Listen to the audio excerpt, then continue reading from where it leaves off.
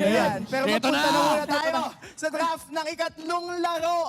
Malalaman na ba natin kung magpo-14-0 ang Fnatic Onyx Philippines o tutuldukan nito ng lason ng barangay? Sheesh! Binan mismo nila, nila Coach Lembot yung mga heroes supposedly for Andoryu. Tinatanggal na yung mga bangungot. O, tanggalin na natin. Dito na tayo magkaalaman. Grabe si Andoryu, bangungot ng lahat. Oo. Pag ito na talagang F-Nop, natalo talaga sa Omega, ang mapapanaginipan nila mamaya, mukha ni Andoryu. Tapos nakangiti si Andoryu. Nakangiti lang. Ano kayong dito? So, okay, so binan yung Phobius. Pero kasi sobrang kung pupuntahan natin yung drafting patterns na may ibang teams, kung ididikit mo siya sa drafting pattern ng Omega at saka ng FNO, parang silang dalawa yung team na outlier ba? Sa totoo lang, ayoko na nga isipin. Ayoko na nga, kaya ikaw nga naman, sa- ikaw naman sabi mo, isipin mo, ayoko na nga. ayoko Gusto ko na na nga. nga lang manood eh. Parang masarap nga pumunta na sa audience. Manood na lang Mamaya tayo. pupunta tayo Pag-iisipin sa ko audience no? talaga. Okay. Ayan, pinag-uusapan na nila Ban ba natin link? Ban ba natin link? Sasabayan ba natin sila? Eh, di nila nila hindi. Okay. Paunahan na ata sa Choto ha. Oo, ay, what if nga? Kasi diba yun yung ginagamit ni Brusco lately? Mas Cho. maganda naman yung for Omega kasi pwedeng gamitin kay Ryota. Oo, pwede. So pwedeng gawin dito ng F-Nop, tanggalin na yung link para ma-force yung Julian na Hayabusa trade. Kasi makukuha kasi ng F-Nop, let's say kinuha ng Omega yung Julian, saka nila yung Hayabusa Cho. Pero may Eden pa rin naman yung Omega, so okay lang din naman. Oh, What? Gatot. Nung game 1, binan din to ng Fnatic Onyx. Yeah. So binibigay, ayun na nga yung sinasabi ko, Ayun nagkakagawa na. na Paano kasi yung sinabi? Cho. Paano yung sinabi?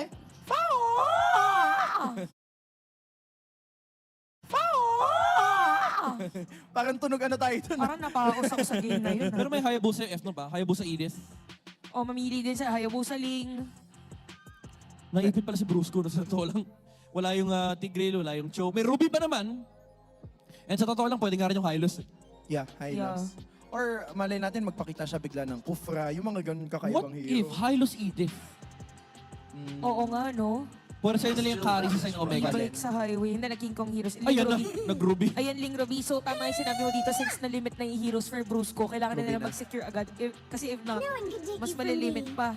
So, Comfort. kukuha na ba ngayon ng hero for Andoryu? Pwede sila mag-Hayabusa actually. Or Harit ulit. Julian.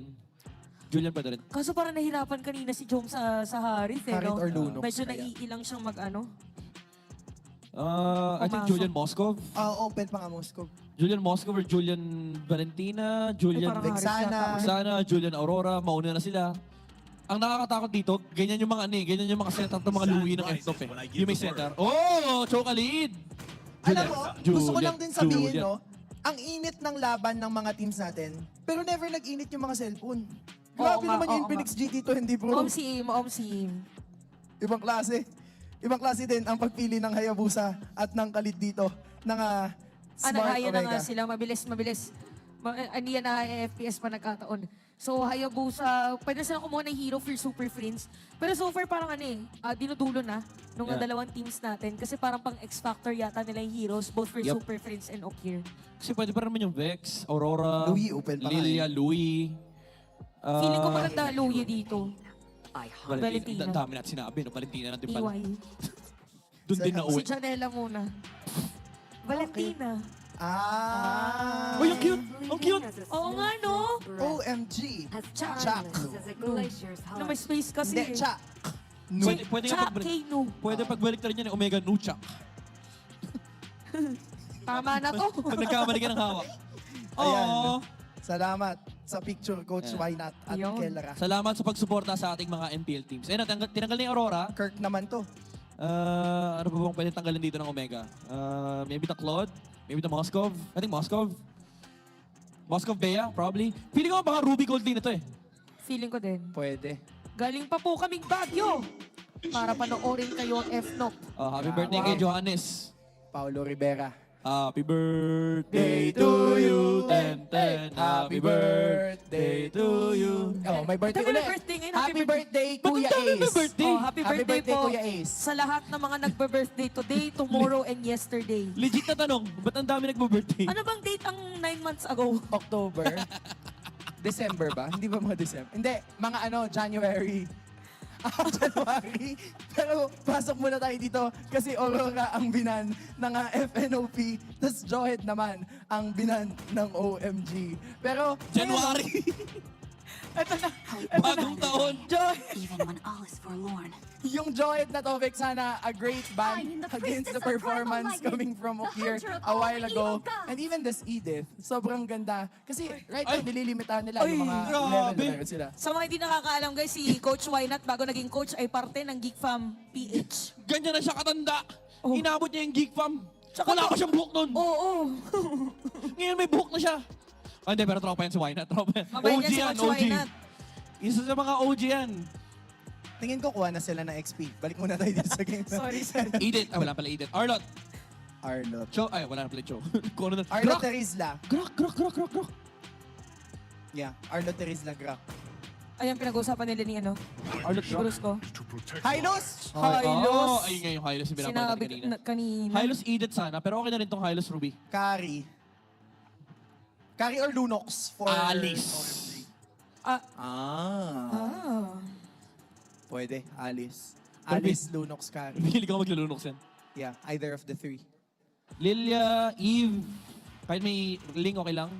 Kasi may Valentina kasi. Hindi tayo sure kung kay Bruce ko talaga yung Ruby, no? Pwedeng biglang lumiko. Pwede. Nakahubos sa Bea. Or Nakahubos sa Bea. Faramis. Ah, direct. Ay, magsususin. Born by thy wish. Manalak na yung Juicin. Thy lantern flight. Pero maganda siya, parang same concept ng Game 1, Yeah. Jushin ng ano, Buhat ng buhat. F-Nob. And Melissa. Ganda nito. Pag hinila siya ng Ruby, may go away. Ang ganda nung ano, last 2 picks. Ang question lang is, ilalagay ba sa gold yung Ruby? Kasi pwede nilang kunin yung Claude dito sa to Yeah, lang. feeling ko Gawing Claude. Rome yung Ruby. And then XP Hylos. Tapatan nila yung Khalid. Ayan, sinasabihan na siya ng scenario AB ni Coach Oo. Wynat. Sabi ni Wynat, okay, ikaw bahala. Ikaw bahala bumili ng hero mo. Last game natin to, pag 14-0. Pre-measure rin, no? Oh, ikaw pa, nasa kamay mo na ang bola. To be fair, pag umabot siya ng late game, yung power spike ni Claude dito, medyo sure win eh. Kasi walang hard lockdown, yung Cho may purify siya, kaya-kaya niya sabayin yung Melissa. The fire of battle. Woo! Ano yung pinili nila dito? extinguishes Ayan na! Ang creative picks ng FNOP.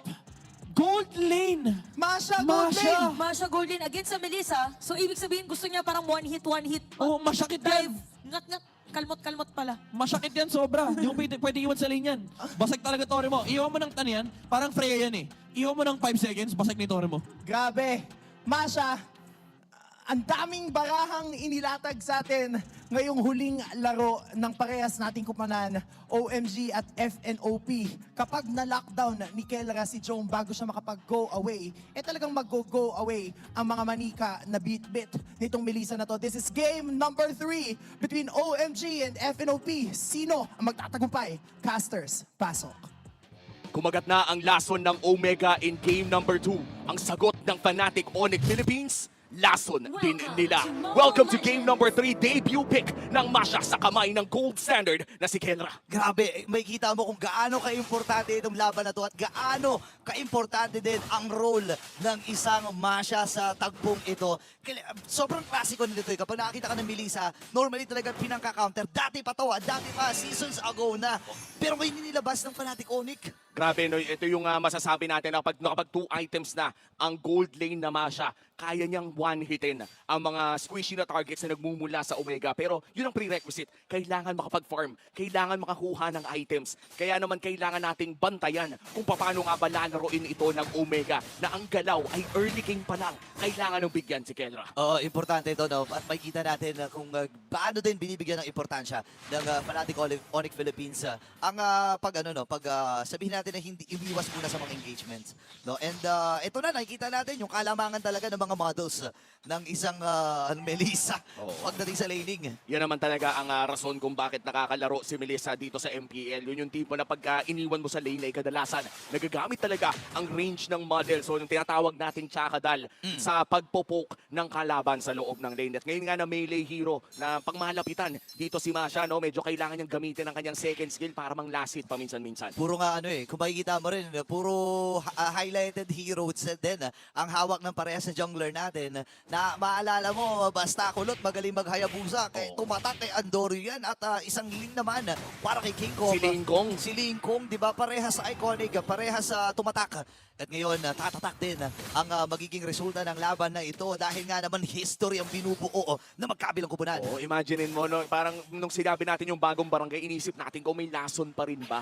Pero ito na yun kung may lalasunin kang isa, yung gusto nag mag-immortal run. And for Fnatic Onyx, hindi pa naman tapos ang pangarap. No? In fact, clean slate ang ating natutunghayan ngayon. 1-1 ang score at hindi pa tayo nakakakita ng first blood. Pero ang unang pagong ay sinisimulan na ng Fnatic Onyx at maganda ang pwesto ni Brusco dito. Okay, pwedeng sumipa itong si Atoy Arad. Yun na nga ginawa niya. Nabitawan nga dito kay Brusco. Pero grabe naman yung revitalize. Pera na dito na rin si Andorio. Ngayon si Chakoy naka-abante din. In first blood ay mapupunta dito sa bangungot na kulot. Pasok din si Super Prince. Ngayon binitbit si Kirk. Gear. Si Ryota ay mamamatay. Ay pwede din nagamit ni Kirk pero hindi na siya umabot. Dahil nga naman matutumba din siya sa kamay ng Smart Omega. Nakita na natin ang kalamangan ng Omega in the early game. With this Kali pick once again at mukhang makukuha din nila ang pinakaunang pagong ng larong ito. Retribution na gamit ng Andorio. That's the first turtle na pupunta sa kamay ng Omega. Maliit pa lamang ang kanilang kalamangan pero all eyes on Kelra. Lumalaki na ang lamang ng isang Melissa dahil sa range niya. Oo, ito yung medyo downside doon ng mga melee hero na gold lane. Pero may sipa din. Nagagawin dito si Ryota, si King Kong naging punteriya. Available pa naman yung kanyang Tempest of Blade. Pero alam niya kasi kung paano tatansyahin. Kaya lang pasok si Chuck. Nagamit na rin yung Flicker. Super Friends ay napa-atras na nga rin lamang.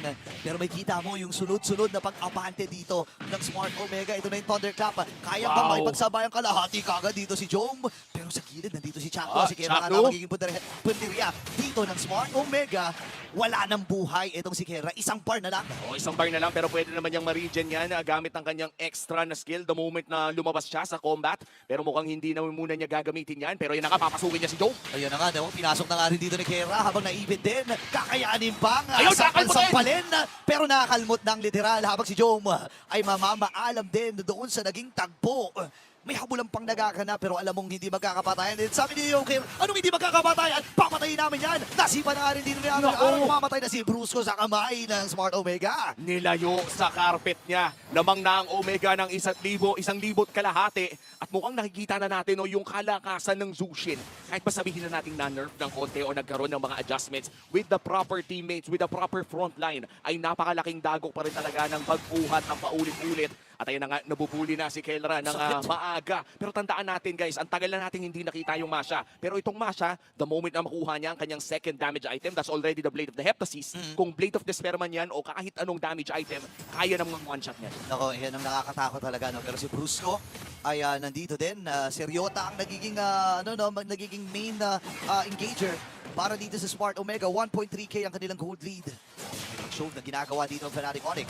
Chuck Luna sa may bandang harapan. Hindi nila alam kung nasaan si Ryota pero magpapakita na siya. Andoryu, may quad shadow pa naman pero mukhang half HP na si Chuck Luna. Quicksand guard is still available. Okay, nagamit na nga niya yung Quicksand guard. Ngayon si Ryota, sino kanyang sisipain? Nasipa na nga itong si Kirk pero nailatag yung Glorious Pathway habang nailapag na rin ni Chuck yung kanyang ultra. Wow! And Andoryu, grabe naman yung kulot na to. Ngayon nalaban na rin ng Smart Omega. Atrasan mo na ang Fnatic Onyx Philippines. Ngayon naman na rin si Kirk.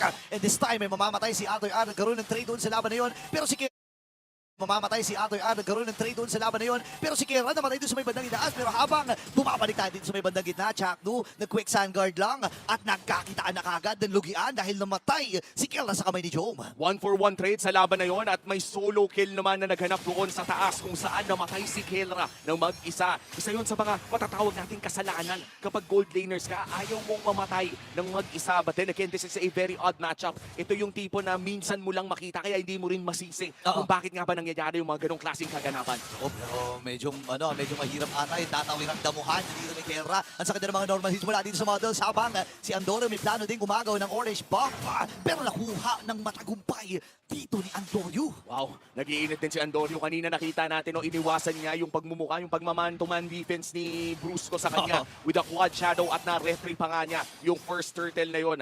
And right now, lalabas na ang second turtle of the game. Actually, last third of the game na rather, lamang pa rin ang Omega ng 3,000 Fnatic Onyx. Mukhang nagulat sila sa mga kaganapan ng last game na umabot na dito ng game number 3. Talagang medyo pasado ng Omega. Oo nga eh. Actually, hindi rin talaga ini-expect, no? Pero this time, si Kirk ay nakikipagsabayan at nasipa na nga ni Atoy R. Ngayon, tumalo na rin si Jack Mamba. Andorio nakakuha na naman ng kill. Mega kill na. Itong si Andorio 4-0-1. Nabit din si Brusco. Andito pa yung mga normal hits. Bibit-bitin muli ni kill. Habang si Atoy R ay nandun din. Pero si Jom, tumatrabaho na naman. Tori lang sa may bandang ibaba. Trabaho lang talaga bilang Melissa at tandaan natin mag-inspire din ito kung sakaling gusto niyang gamitin sa Torre ay sulit pa rin naman. At ayan na nga, mukhang mag-uubos na ng Torre ang mga gold laners natin at may mid lane fight na magaganap. Grabe, habang nangyayari yung mga bagay na yun, parang tuloy-tuloy, no? Nakalista na sa Smart Omega yung mga next na gagawin. Kumbaga, sa grocery release, alam nila yung number 1, number 2, at saka number 3. At yun na nga yung ginagawa nila. Ang masama niyan, may ruta pa min. Memorize ako, nasan yung Japanese, nasan yung ulam. Dire-diretso na yun. Andorio securing the turtle once again. At kontrolado na nga ng Barangay Omega ang early game at si Chakno ay babagsak pa. Okay, nagamit na rin yung ultimate dito ni Joe, pero humabol pa! Yung pangungot na ulot, nakadalawa pa dito si Andorio. Ngayon si Okira, may pasok na nga rin. Nagamit yung kanyang Crimson Bacon, bibit-bitin palikod. Pero kulang sila at hindi sapat yung kanilang damage. Andorio with 6-0-1. Grabe naman yun. Ang kulot na bangungot ng barangay mula sa MVL, and this time around, tinatawag ng lahat na most improved daw na jungler. Lumakas ng sobra-sobra, tumatapat na ngayon kay King Kong na may pinakamaraming MVP sa regular season. Yeah, ibang klase, no? Kapag natapatan mo si King Kong, masasabi ko na iba rin ang kalibre mo sa pagiging jungle, no? And parang ang nangyayari kasi dito ngayon sa Smart Omega, kinakapitalize lang nila yung early game na pwede talaga nilang makuha dito. At Oo. ito na, yung pinag-uusapan natin kanina, yung mismatch pagdating sa range ni Kera at ni Jom.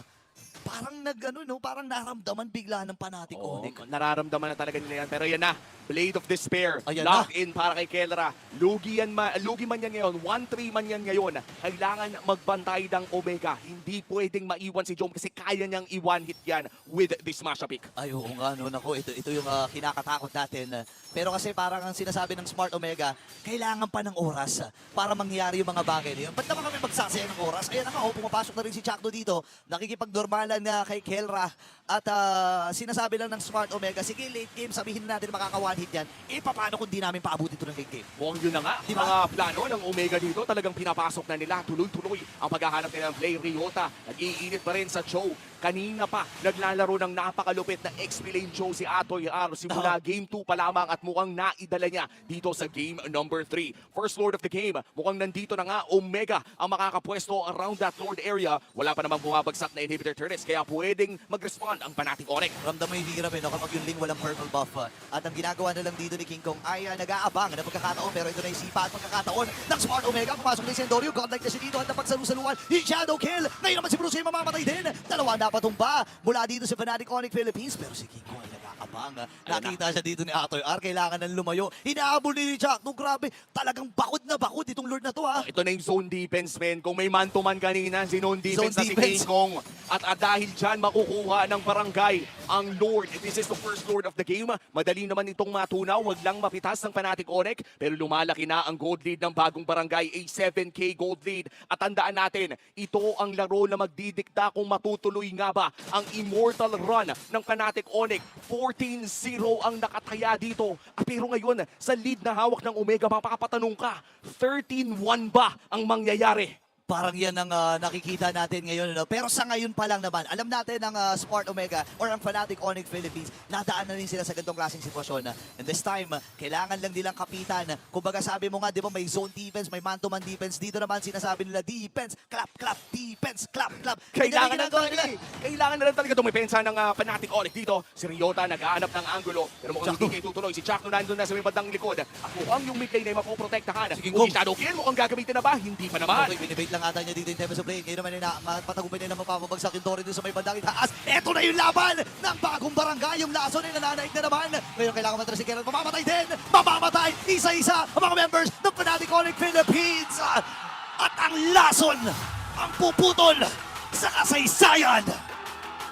13-1! Isang talo!